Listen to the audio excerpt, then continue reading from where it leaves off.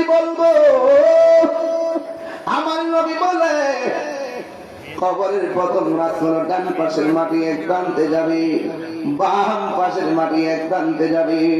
দুই পাশের মাটি আইসা তোমারে আমারে এমন জোরে চাপা মারবো, ডান পাশের হাড্ডি গুলো বাম পাশের হাড্ডির ভিতরে ঢুকে যাবে, আর বাম পাশের হাড্ডি গুলো ডান পাশের হাড্ডির ভিতরে ঢুকে যাবে। আল্লাহু আকবার! কেন এটা সাধারণ কোনো খবর না।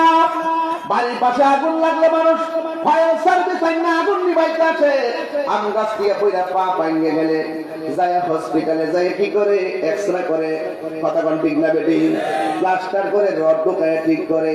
আর কবরের ভিতরে গেলে প্রথম রাইতে আযাব তোমার এমন ভাবে হাড্ডিগুলা গুড়া বানাইয়া ফেলাইব,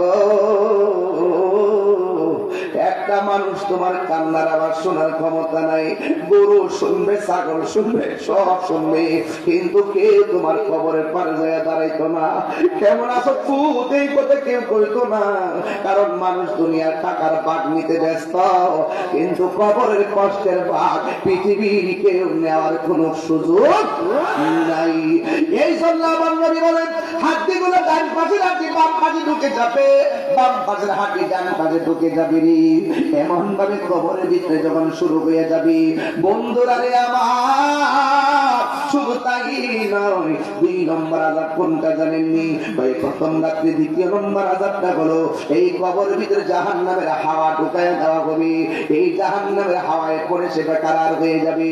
শুধুমাত্র তাই নয়, সাপ বিচ্ছু দেওয়া হবে, নাভির মধ্যে দংশন করবে, কারণ শয়তান তোমার দেহের ভিতরে নাভি দিয়া প্রবেশ করে, এই জন্য নাভির মধ্যে দংশন করা হবে। পৃথিবীর মানুষ এমন ভাবে সারা জীবন কবরে পড়ে থাকবা, সুখে কিনা দুঃখে আছে কেউ খবর নিবে না রে, সুখে কিনা দুঃখে আছে কেউ খবর নিবে না। রাতের অন্ধকারে আমরা ঘর থেকে